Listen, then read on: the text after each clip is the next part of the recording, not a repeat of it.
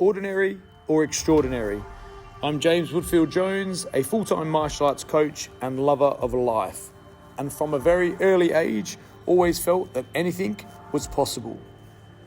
In these conversations, you will hear from people who have inspired me, encouraged me, and empowered me in some way, shape, or form. And I hope they inspire you. Always go with what you feel and pursue your dreams. Impossible is nothing. Welcome to Ordinary or Extraordinary. Welcome to episode 4 of Ordinary or Extraordinary. In this episode, I chat to good friend and mentor, Jeff Thompson, author, martial artist, and all-round inspiration. I hope you guys enjoy it. Jeff Thompson.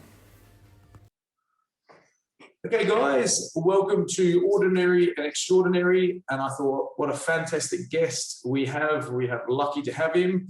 Jeff Thompson, author, martial artist, inspiration, and much, much more. He's taken some time out of his busy schedule. So thank you so much for joining us, Jeff. My pleasure. You forgot to put the main title in, which is Jeff Thompson Buccaneer. An absolute must. I went to the dentist once, James, and I had to fill in a form. It's a new dentist, and they said, "What's your job?" And I put down Buccaneer, and I could hear the dentist in the other room laughing head off. "So you're a Buccaneer then? What do Buccaneers do?" I said, "This is what they do." Mate, I appreciate your time, and I haven't spoken to you, I think, for about 5 or 6 years. This is the last time I caught up with you in the UK. Yeah, in Coventry. You came and had a walk around Kumabi. It was nice, wasn't it? It was an absolute pleasure, and we had a bit of something special there with some swans, didn't we? There was two swans. I've never seen it before, and they entangled their necks almost like a Kundalini chain. It's very interesting. I thought it was very great omen, very prophetic, because obviously for me it symbolises the combining of the negative and positive poles of energy. If we combine the two, we create light. If the two are opposite, you might have a strong positive and a strong negative, but they're both impotent if they're not joined together. Like people want to try and get rid of the negative, and they just want more positive, but it's out of balance. So we need both. We need both energies, and I felt that was a sign. Obviously we both saw it. So it was a sign for both of us, because I went into a period of, I kind of went into a monastic period after that for about 5 years, where I was kind of balancing my energies, reducing everything, reducing my physical world in order to expand my consciousness. And that a big part of that, if you look at the tree of life from Kabbalah, is all about receiving in order to share, but mixing it with the negative. So the positive and the negative energies join in the center column. So if you imagine a negative terminal and the positive terminal on a light bulb, they're joined by a filament, and it's the filament that creates light, that brings the two energies together. So that's what the swans symbolize to me. But those kind of things don't happen in a vacuum. They don't happen for nothing. They happen because there's something that whoever sees it needs to look at. They need to look at the fact that that's the ultimate aim. And if we haven't got our 5 bodies in alignment, if we haven't got our physical and our ethereal and our our kind of intellectual and mind bodies kind of all aligned, if we haven't got control of all of ourselves, from what we eat to what we study, if we haven't got control of that, we don't connect to the soul, we don't bring the two energies together. So yeah, it's really interesting how nature teaches you if you allow it. Absolutely. Everywhere. Somebody said to me once, somebody wrote to me, it was quite a cynical message, and he said, "My God does not speak to me through the stars in a Sunday newspaper." And I thought, oh, that's really unfortunate, because my God speaks to me through fucking everything. My God speaks to me through everything. There's nothing he doesn't speak to me through, because he's omnipotent, he's omniscient, he's omnipresent. There is nothing this energy can't work through. And if we're awake of the third eye is open. You see the messages everywhere. They speak to you from anywhere, you know. And that was a very, very strong scene, I thought. So, and I know you've gone on to do really, really well since, and I'm still alive, so we're doing okay, aren't we? Well, it was an honor for me, because I'd followed you a long time before actually meeting you, and I'd come across and purchased many of your books and read many of your books. And also, I think I mentioned to you on the day as well that we caught up that about the No Fear, the DVD that I'd come across, and it wasn't No Fear, it was KNOW, as in Know Your Fear. And that really resonated with me. But even before that DVD, you'd resonated with me anyway. There was something I very much enjoy listening to you, and I understand you. And that really resonated with me, that No Fear DVD that we can talk about later in the podcast. But yeah, it was an absolute honor to meet you, and you're amazing energy. And like I said, I understand you, and you're a special person. So I thought, with my podcast, Ordinary Extraordinary, who else is extraordinary like yourself, mate? And I know that was one of your references from your book that I had, Ordinary Extraordinary. So yeah, because we're all ordinary, but we're only ordinary in that we are extraordinary. Every one of us. People talk about miracles and whether they occur or not, but we are a miracle. You know, the way this body works, you know, the interchange of energies, the potentials, our potential to create, our ability to cause, you know, to create life, not just human life, you know, with intercourse, but, you know, we create life when we speak. You know, when we use sound, it's spirit in sonic form. You know, we are creating. It's one of the things people don't realize, that when you have this is the reason I'm doing this video today, this podcast, because I know that if we align ourselves and we're here for the right reason, because we want to serve, the sound we make will be recorded, it will be sonic, and it will act as a holy intercessor for people, a bit like the No Fear video act as an intercessor for you. Something on there, the sound of something resonated with you. You created at that meeting, and we met, and the sound resonated more, and it's took you wherever you want to go. So somebody will pick up this recording, and our causation, that, you know, the sound we create now will act as an intercessor, will act as a spirit. They'll actually be inspired by it. It will inspire them, so they will be full of spirit. So what we think, and what we say, and what we do act in the world. You know, we create, we cause. But what we have to ask ourselves, are we causing good things, or are we causing bad things? Are we causing negative karma or positive karma? There's a choice. So what we think is probably more dangerous than what we say and do, because it's closest to the source, it's closest to the soul. So we have to monitor what we're thinking. We have to monitor what we're saying. We have to monitor what we do. And we have to have control of that.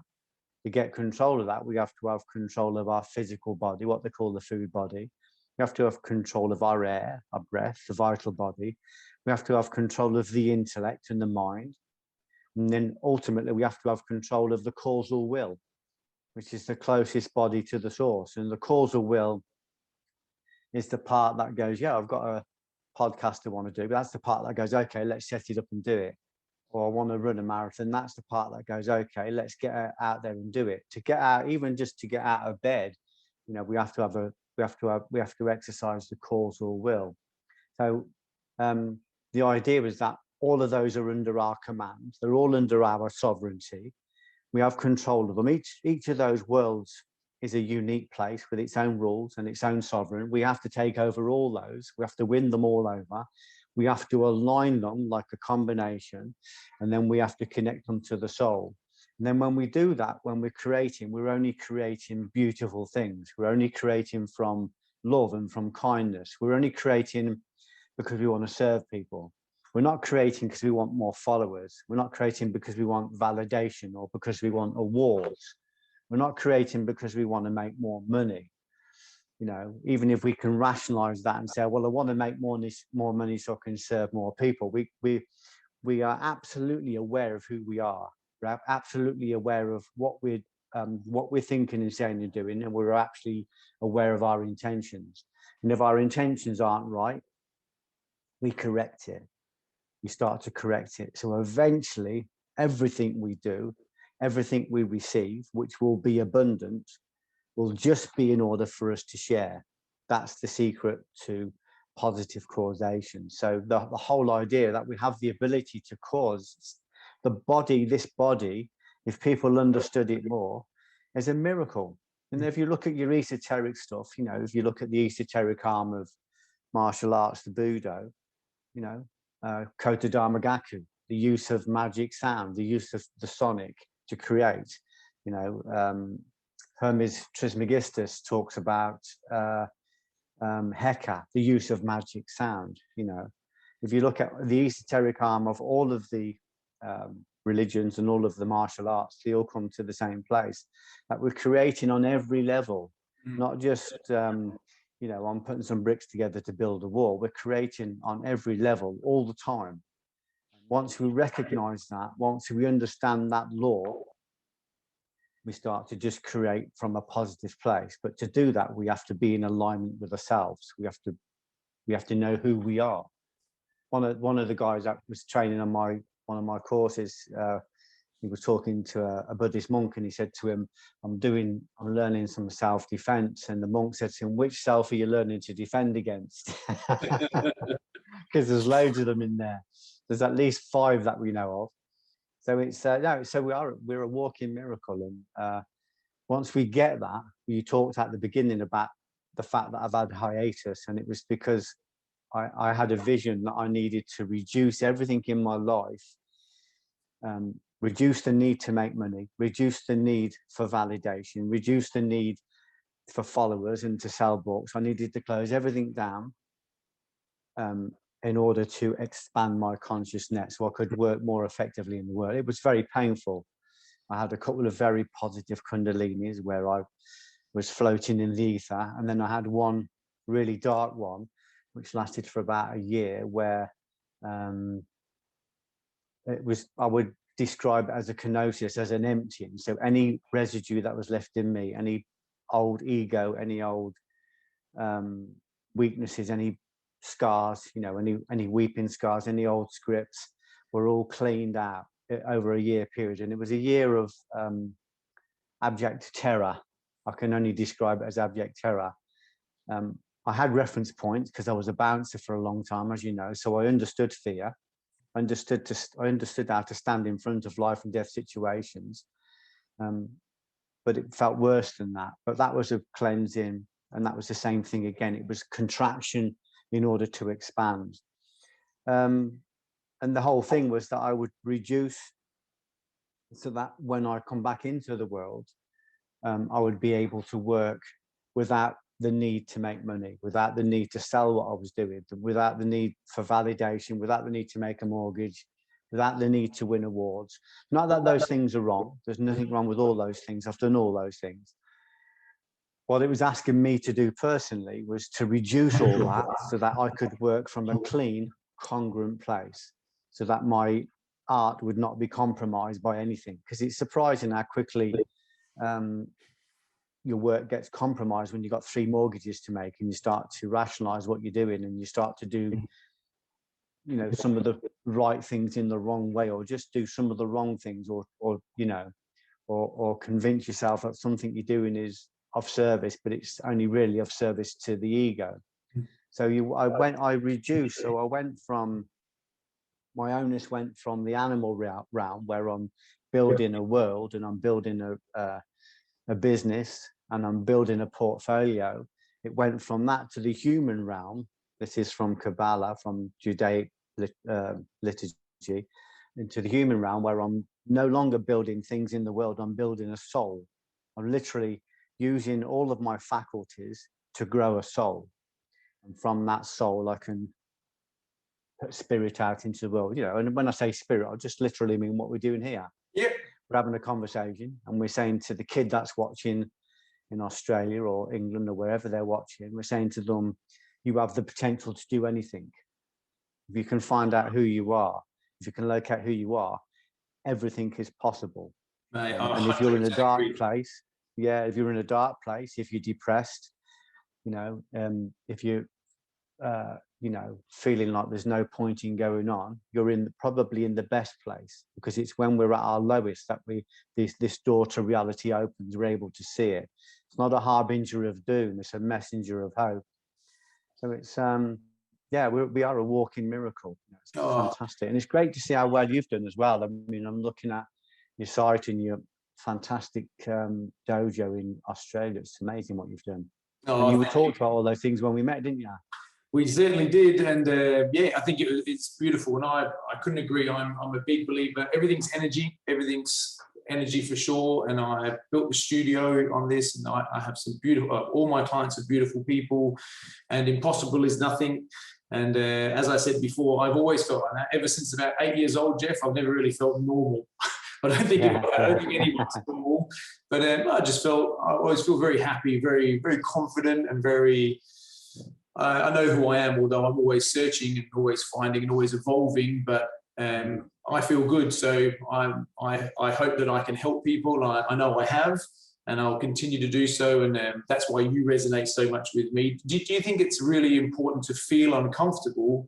Because nowadays, with I think a lot of people think being uncomfortable is bad, but being uncomfortable, as you said, is actually where you grow. That's actually where you do all your growing. And if you don't get uncomfortable, then you're not going to grow.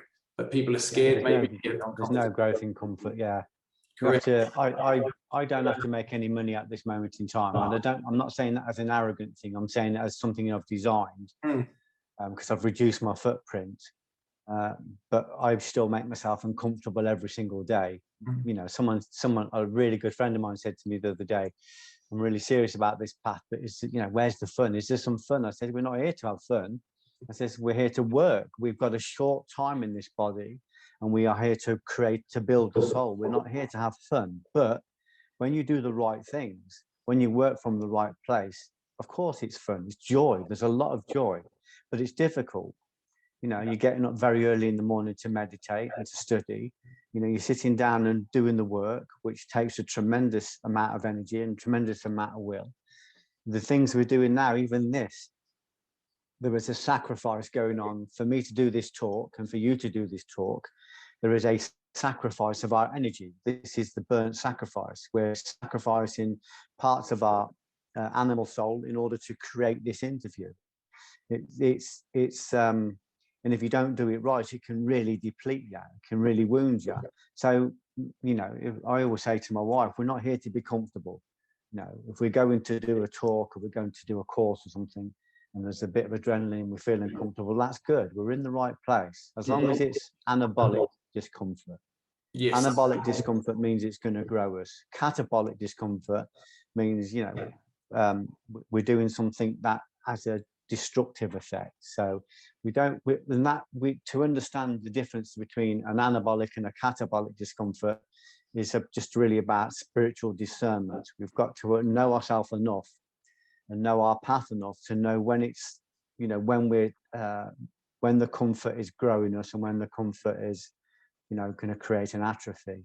So that's took me quite a long time to work that discernment out. But I would say that discernment is a grace, it's a gift. Mm-hmm. It just tends to come as a happy accident when you're doing the work. But yeah, you're right. When I meet people, and I met someone recently, and he said to me, "Yeah, no, I'm great. I'm in a happy place, and I've got no problems, and I've got no issues." And I'm going, "You're not working. You're just not working. You're human. You are human. There's something you're not looking at."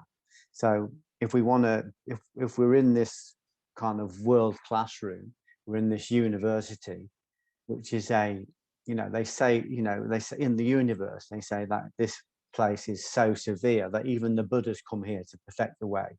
You know what I mean? It's like finding the toughest class in the universe and going, I'm going to sojourn there for 80 or 90 years. This is a fantastic opportunity to grow a soul and to leave spirit in the world with our work and help other people to do exactly the same. But we won't do that from any place of comfort. My t-shirts always used to have on the back, no growth in comfort. Yeah, brilliant.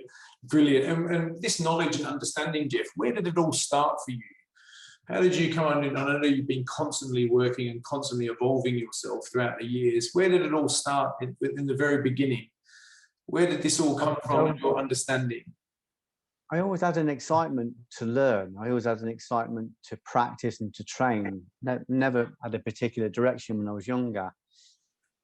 But I felt like I was going to, same as you, I felt odd. I felt like I stood out. I felt like I knew things. You know, when I was like 11, I was asking the religious education teacher whether the forbidden fruit was sex, and he got really offended. I was asking probing questions when I was 11. You know, and I understood things when I was in, you know, like 11 and 12. I'd be sat in church and looking at people and thinking, well, I know you aren't living this. I know none of you are living this, because I know you. I know you're saying this, but you're not living it. What's the point? I'm not living it. You know, so when I was in the martial arts, I started the martial arts very young, about 12.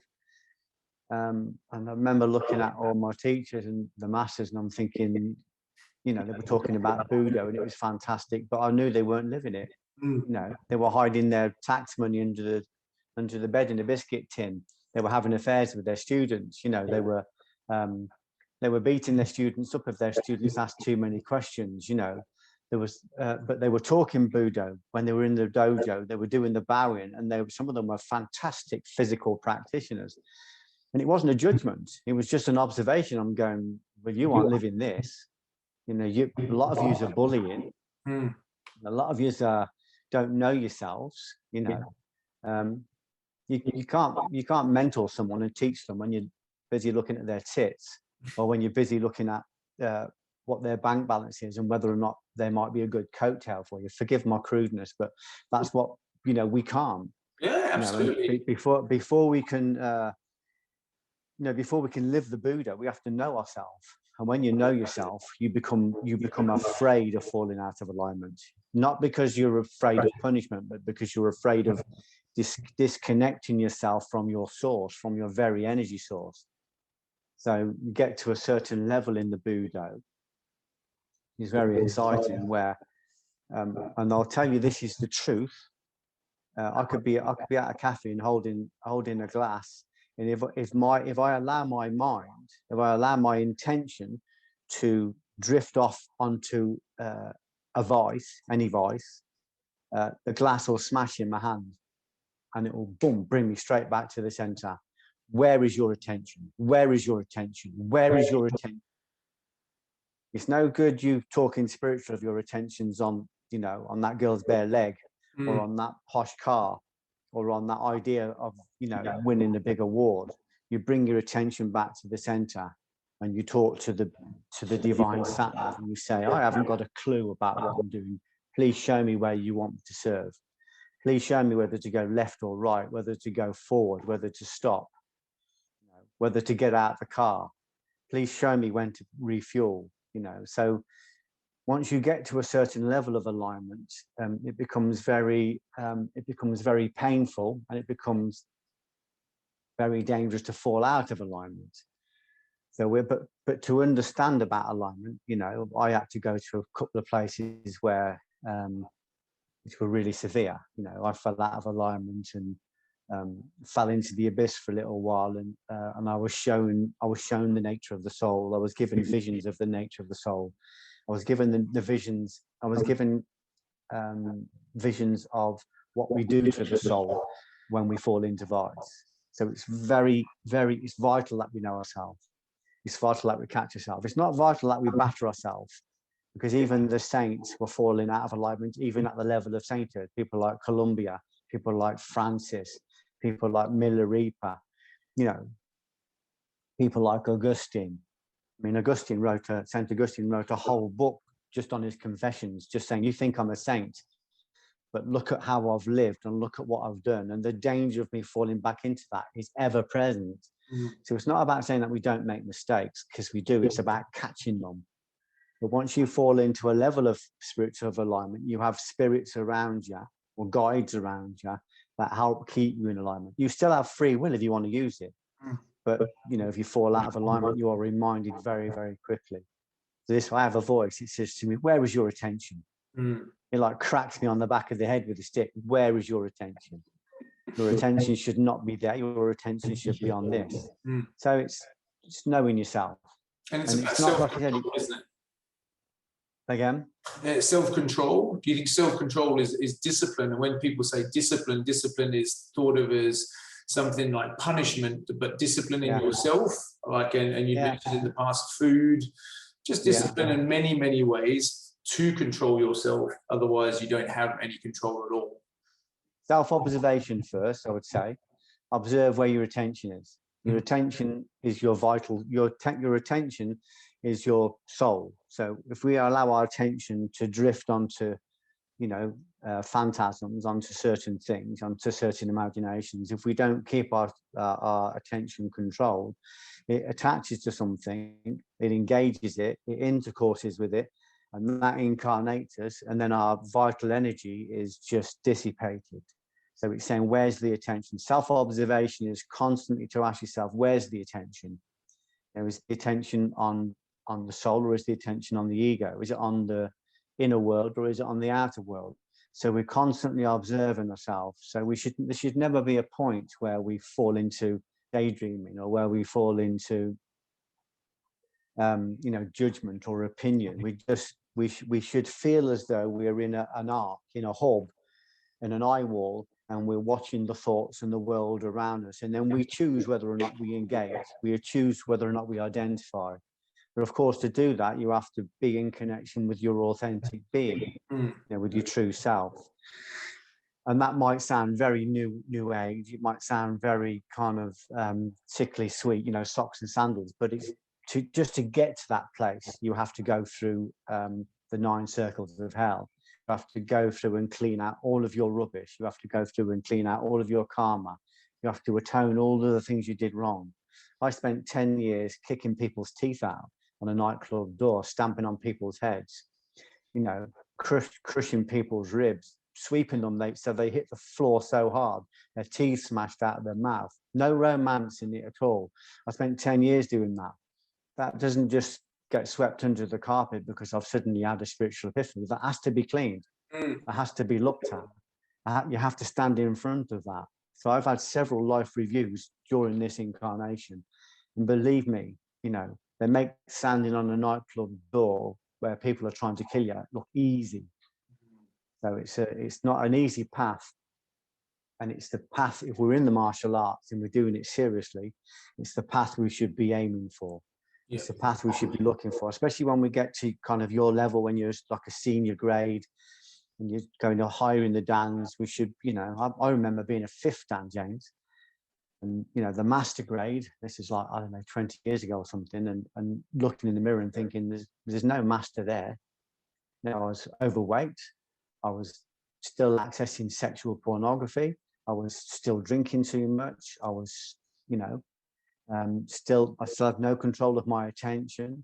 I was, you know, I was still a hungry ghost, and I was a 5th dan. I remember being jarred by it. I remember being shocked and thinking, I need to honor this grade. If I'm going to stand here and call myself a master of martial arts, I need to honor this. So that was really the beginning of my esoteric martial arts work. So you start tipping into the realms of Ushiba, Kano, Funakoshi, Musashi.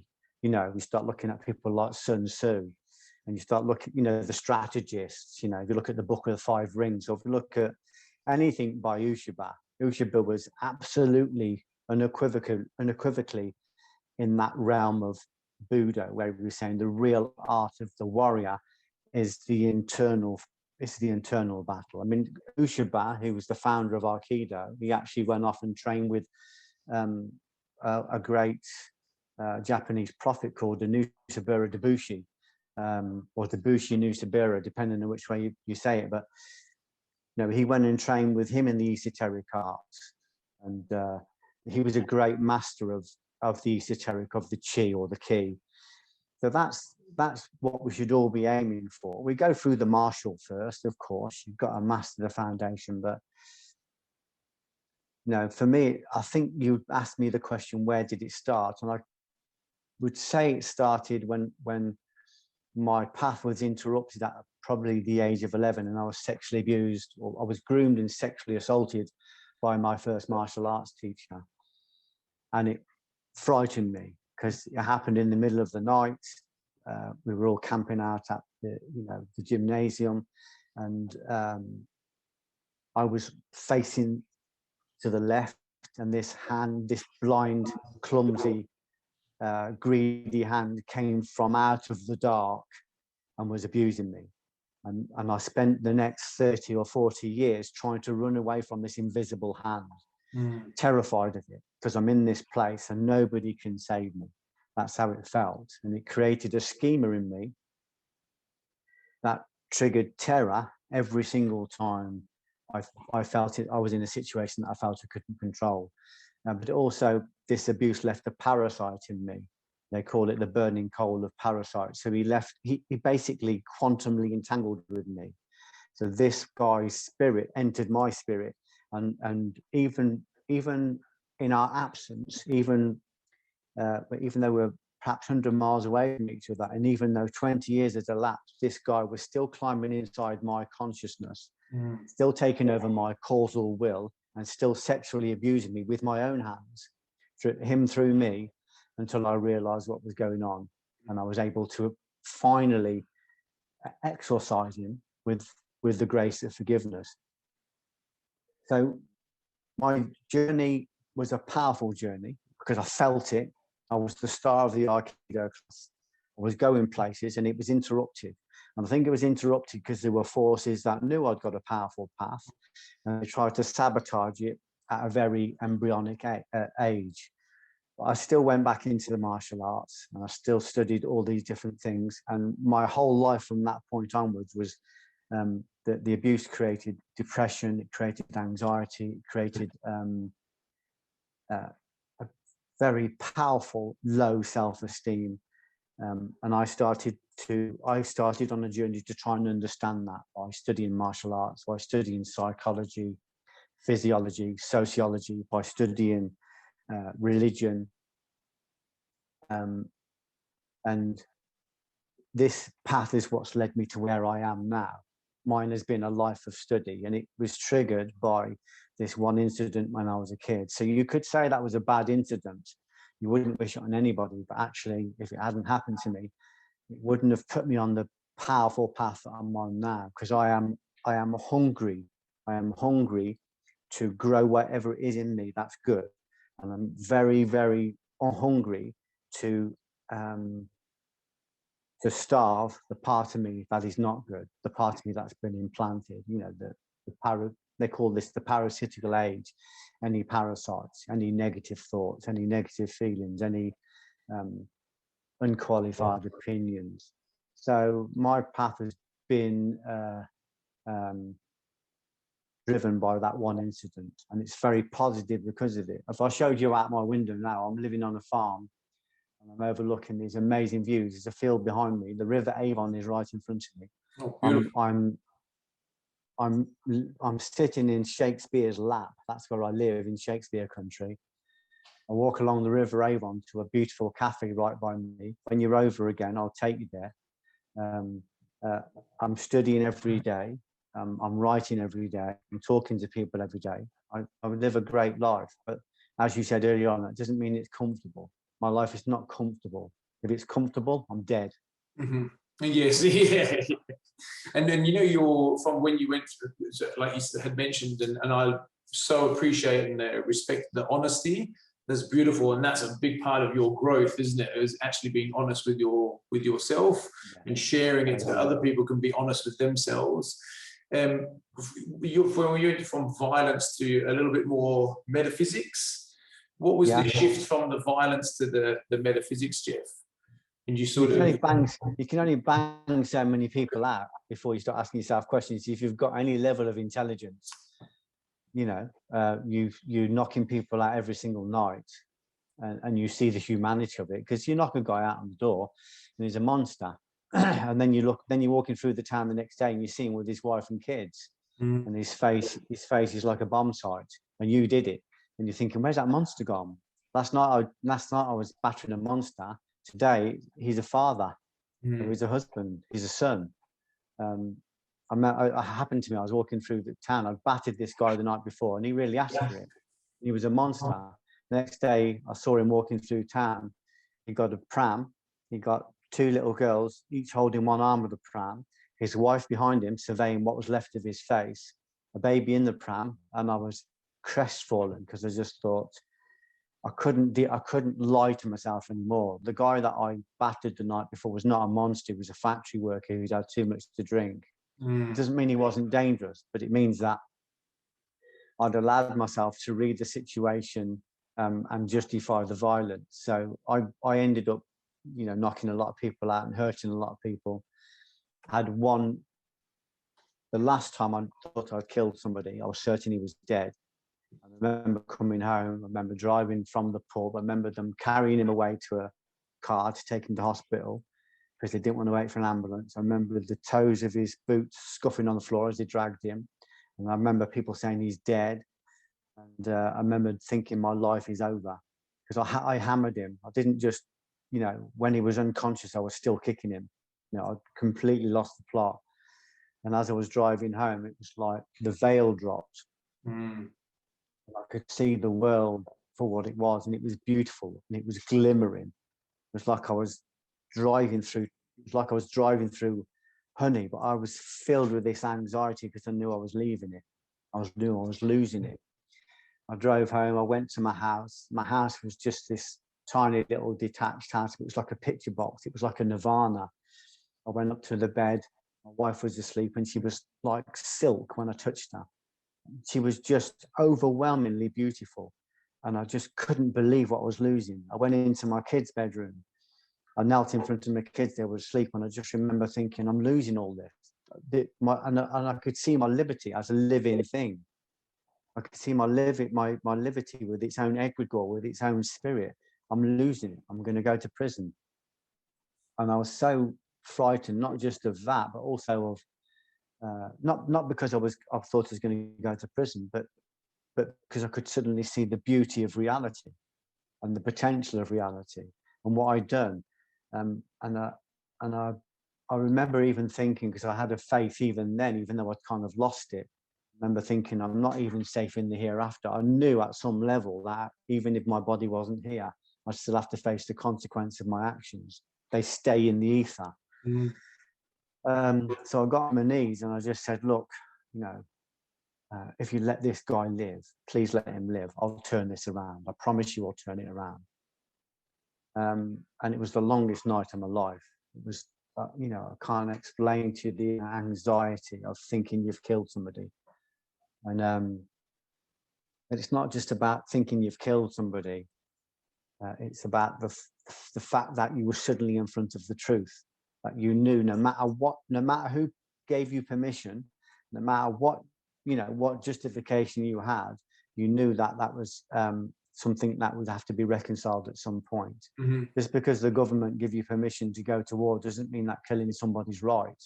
There is still a crime against the law, against the universal law, and at some point that has to be met. At some point that has to be looked at. So I just said, look, I know this is me. I knew it was me. If you let this guy live, I'll turn it around. And the next day, it's a long, long day, and everything I've seen on the television seemed to be talking about violence, and it made me feel ill, made me feel sick. And then I got the news later that day that he was alive, that he was all right, he was walking around. And I just then, boom, I'm going to turn this around. And I started to really go into the Budo.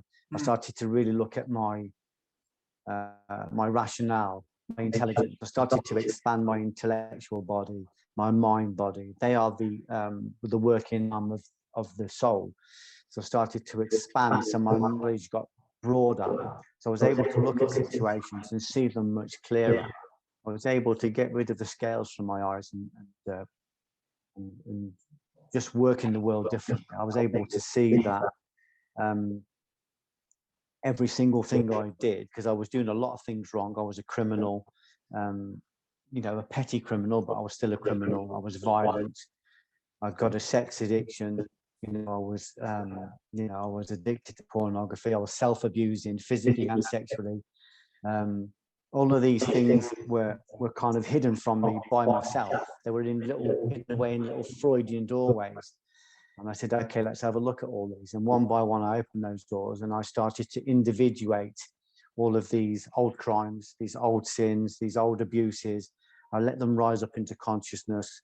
I processed them through writing, through talking.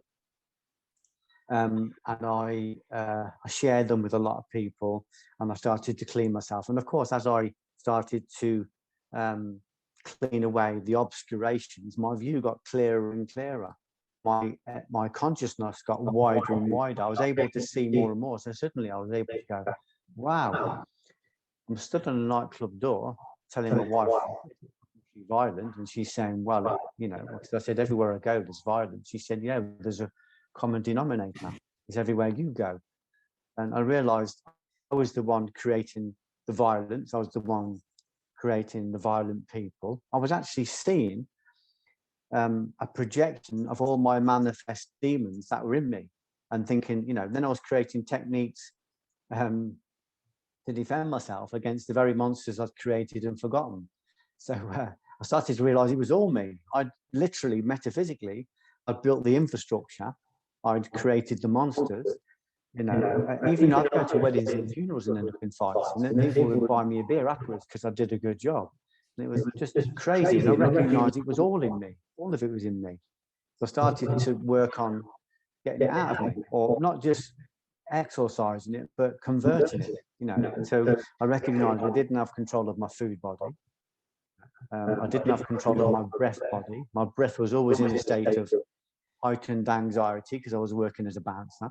I didn't have control of my mind and intellect body. They stopped learning when I was at school. I knew how to have a fight. I understood martial art, but I didn't have an expanded intellect. And I hadn't got control of my causal body, which is the most important one because it's the closest to the soul. And the causal, they call it the bliss body, or the body of conscious will. I hadn't got control of that. I could make myself train really hard, but I couldn't make myself study difficult things. I couldn't make myself look at my own errors, my own mistakes. I couldn't even look at the fact that I was self-abusing, sexually self-abusing. I couldn't look at what that was and where that came from.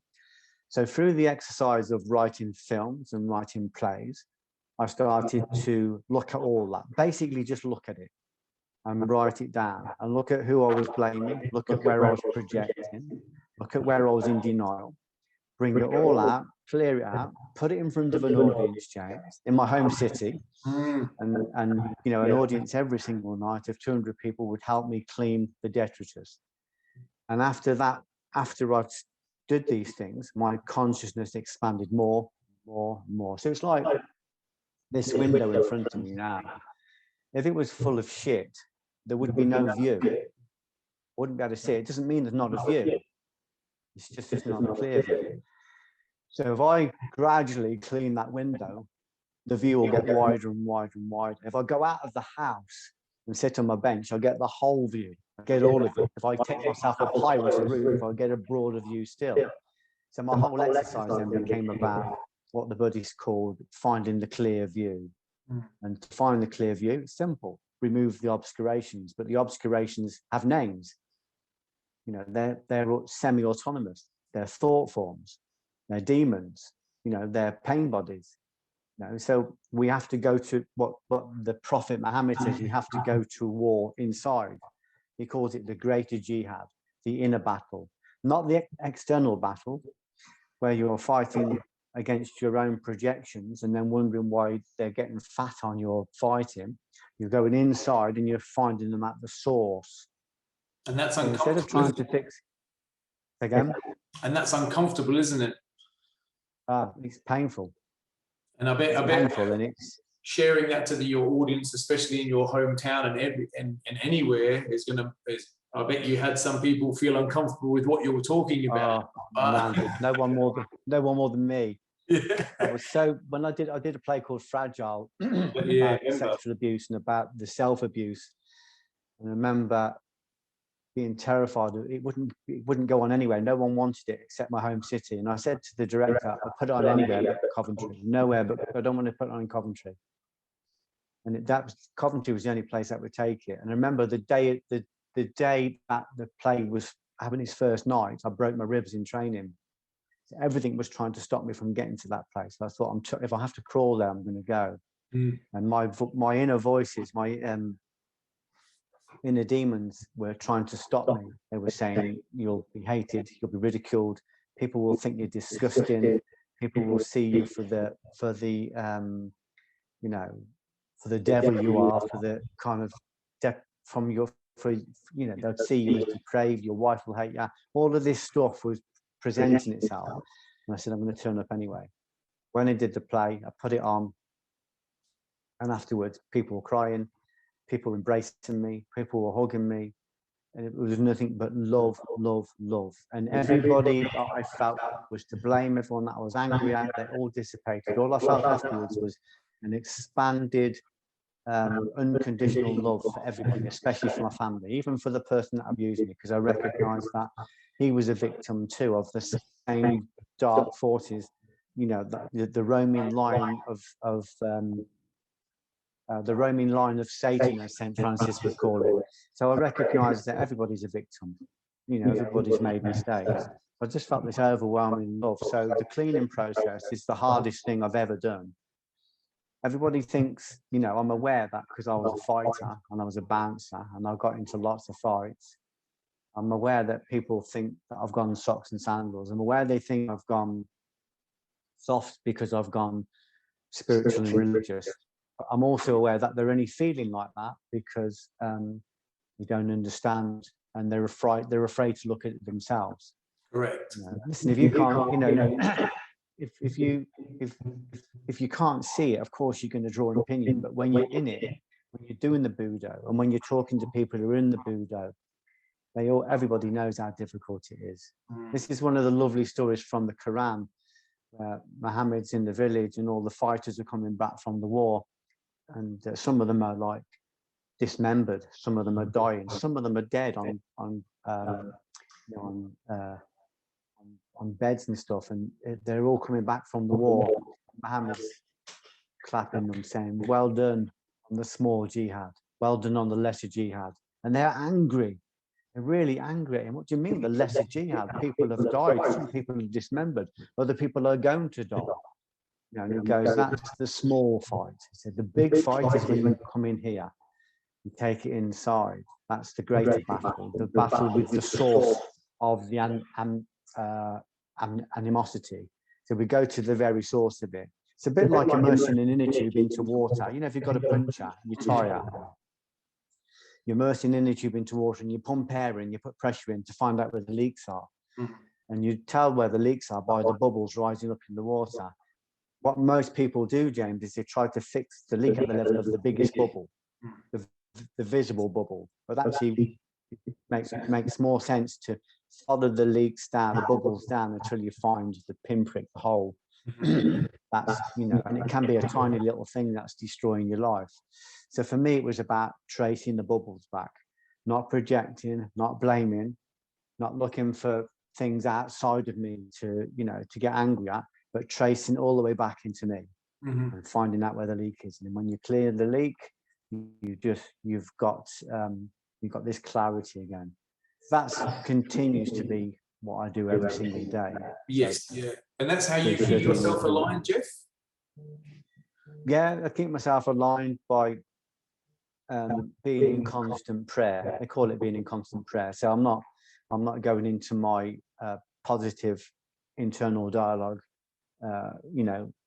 once a week or twice a week. I'm not doing it 3 or 4 times a week. I wake up with it in the morning, and I wake up talking to God in the morning. I talk to God all day, and I go to bed at night talking to God. I wake up in the middle of the night, I'm talking to God. So I am never out of prayer. Again, if we talk about prayer from the more metaphysical perspective, it's just internal sonics. It's just like an internal wave of energy that we use to communicate with our highest source. You could call it prayer, or you could just call it, vibration, or using Kota Dharma Gakko, this use of sound, this use of internal and external sound. So you get to a point where you have to be in it all the time, because if you're not in it, you're not alive. So that has to become your whole life. So again, if you look at someone like Ushaba, look him up online, Maria Ushaba, founder of Aikido, like how dedicated his life became to the way. When he had Uchideshis working with him, like full-time students, and they said, listen, we know what he does. We're on the road with him. When we're not with him, we hear him in his room praying, hear him in his room communicating with spirit. We hear him in his room practicing. He was never out of alignment, because once you get to a certain level, a bit like a bouncer, you can't be out of alignment as a doorman, as in you can't, you've got to be switched on completely, because if you switch off, you could die. I had 4 of my friends murdered during my time as a bouncer because they fell out of alignment, either because of drink or because of drugs, or because of distraction. They forgot what they were there for, and they fell out of alignment, and they lost their life for it. So the spiritual ascent and the spiritual path is no different. We have to get into alignment, and we have to stay in alignment. We have to get into the lane, and we have to stay in the lane. And eventually it will call you to dedicate all of your hours and your very last penny to do that. It will put you in a position where you have all the time in the world just to study, just to practice. And then even a fly landing on your book outside a cafe will land on a word that instructs you. Even the birds in the sky will form in a way that will instruct you. Even the wood on your beams and the spiders that crawl out of the tiny holes will instruct you. We've got this new barn conversion where I live in Stratford, and there's a wasp nest in my roof, and it's not doing any harm, but they've found a hole somewhere in my office, and they just keep finding the way out of this hole and flying around the room.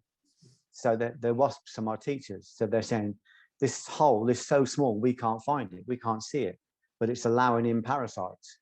There's a great metaphysical message. So it's not saying we've got a hole in the ceiling somewhere, let's fill it. It's saying there's a hole in you somewhere, and parasites are still getting in. Negative thoughts are still creeping in. You have to seal up all the holes. There can't be any holes. If there's a leak anywhere, there's a leak everywhere. We had because it's a new house, we had a tiny leak. We had a leak in the shower, and suddenly all the skirting board is all getting damp, and think it's going to go up the plash and everything else. Fucking hell! We finally take the skirting board off, and the hole is so small you can hardly see it, and yet it's starting to wreck. It's starting to wreck. It could eventually wreck the whole last tiny little leak. So the house is speaking to me. This house has an egregore, has a being that's greater than the sum of all of its parts, and it's talking to me and it's teaching me. So once you get to a certain level, everything is a teaching, everything is a communication, everything is speaking personally and directly to you. And like I said, these same energies pull you into alignment if you fall out, and they give you lots of shots across the cloud, lots of ones, So it becomes exciting to live in the world. But you're sitting here thinking, I'm 61. I know I don't look it. No, I'll save you saying it. And you're thinking, I wish I'd have known this earlier. I wish I'd have known it earlier and dedicated myself to it earlier. But of course, I've been dedicating myself to it since I was 11, because I was in a place of extreme pain. I was in a place of extreme loneliness. I was in a place of extreme anxiety and fear. So that was my first teacher. You might have seen that as a harbinger of doom. I saw it as a messenger of hope. It was saying, search, find the answers. And when I didn't find the answers, I remember saying to myself, when I find the answers, I'm going to write it in the book and I'm going to tell everybody. And that's what I've been doing ever since. And how many books do you have now, Jeff? To perpetual motion. Beautiful. How many books do you have now, Jeff? I've written 50 now, about 15 films, about 5 stage plays, hundreds, thousands of articles. And I would like to take credit for it, but I can't. It just comes through me. Like a tap taking credit for the water. It just delivers it. I'm just a postman, James. Well, mate, I've read a lot of and watched a lot of yours, if not all of them. And look, just to name a few, I don't know whether you still have them out there, Jeff, with Fear, the Friend of Exceptional People, and Shapeshifter. Do you still have those out there? Yeah, Shapeshifter's still out there. Yeah, they're all the books are still out there. Mate, The videos, I don't sell the videos anymore. I did a lot of videos about the masterclass and all that. They're just out there. I don't do anything with them anymore. I let go of all that. If anybody's out there, they're welcome to do anything they want with it. There's no copyright on it. Please use it as you will. They are amazing. As I said before, no fear, the K-N-O-W, fear, that really, and I said this to you when we spoke, that gave me a shift. And as you know, I got some of those DVDs off you, and I've actually handed them out in the gym. I remember, yeah. Because there's a beautiful message in those, and even to this day now, I actually have them just on the shelf here, and I'll watch them, and I can learn something off those all the time. As I said before, all of them are good, but my 2 favorite books, the Fear, the Friend of Exceptional People, and Shapeshifter, and your DVDs, No Fear and Living Dreams 1 and 2. Very special, amazing. They have a message, and not just once or twice you can watch them. You can watch them over and over again. And I have passed them out, and they're beautiful. So anyone watching, and obviously you still have them out there, at least the books, I would suggest getting them and have a look at them. It's not about plugging anything for here. This is just reality. And well, the idea of the books is that we want them to be in the world. We want people to pick them up at a time of crisis. Yeah. When they need a bit of direction, when they need, I've had people that have been in dire straits because they've lost their job, and they've picked up the Warrior book, and it's had a transformative effect. We have the same with the plays and films, and so you put them out there because at some point they're going to speak to somebody. That's the great thing about once they're created, once they're made, they're out there forever. They are in the ether. They're in the atmosphere. So if somebody is searching for them and somebody's in a crisis, they will find a clip. They'll find, which will lead them to a video, which might lead them to a book, which might lead them to a teacher. Certainly, you've got a guy that's suicidal. He picks up a copy of, I don't know, Beginner's Guide to Darkness, and he, certainly wants to go out in the community, he wants to help people, he wants to serve, there's a spirit in him that comes alive and enters him and speaks to him and says, this isn't the end of your life, this is the beginning. This isn't the harbinger of doom, this is the messenger of hope. These feelings, this depression, this is speaking to you. If you don't take control of your body, other energies will. If you don't do something with your bodies, other energies will.